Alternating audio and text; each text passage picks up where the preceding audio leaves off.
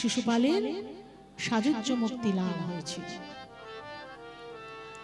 তাই দেখুন, এই সমস্ত শিশুপাল, দন্তবক্র, রাবণ, কুম্ভকর্ণ, হ্যাঁ, এরা তো দৈত্য প্রকৃতির ছিল, দুষ্ট প্রকৃতি।